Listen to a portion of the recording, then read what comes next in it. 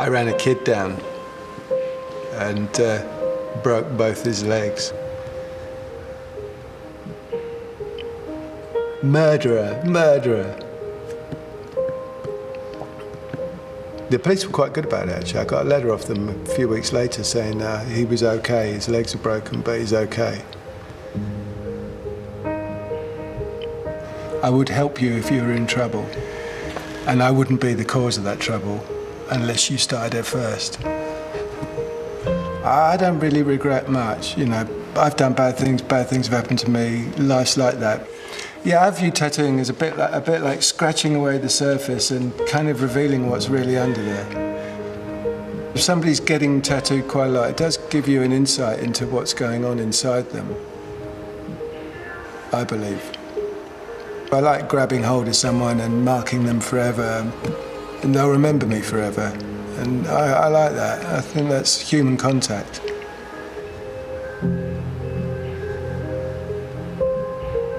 It's a big deal, marking skin permanently. I don't take it lightly. And at the same time, I think it's totally unserious as well. And it should be a bit of a laugh, and there should be some kind of element of humour in it. I know I get the balance right. I didn't have any tattoos from school. I didn't have any homemade tattoos. None of my friends had tattoos, and there were no tattoo parlours anywhere near us in South London. Went to Glastonbury one year. I think I was at 20, 21. I was trying to think about it the other day. My memory's very bad because of drug taking. It's one of the big problems about drug taking. It's one of the big disadvantages is you don't remember everything very well. But I remember going, and I think we just went totally unprepared. We just drove there in a car and broke in, and I saw this kid, and he must have been about 11 years old, and he had a tattoo on his arm, and it was just a little star like that. And I couldn't believe it. It was just a mind-blowing moment to see this child with a tattoo. I just thought, oh God, that's a child of rebellion. That child is like a symbol of rebellion, and I thought, I'm going to have a tattoo. I'm going to have that tattoo. The H originally stood for heroin, which I used to smoke, and wanted immortalised below my mouth for not necessarily the right reasons at the time.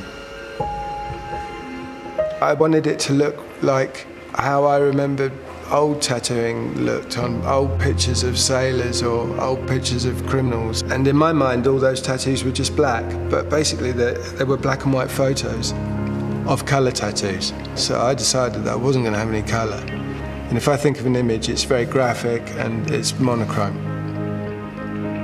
I like just the black ink in the skin, because it's not really black, and it's this funny bluish stuff, and it's Indian ink, which is basically carbon, which is what we're made of, and I find it fascinating that it can stain the skin the way it does, permanently.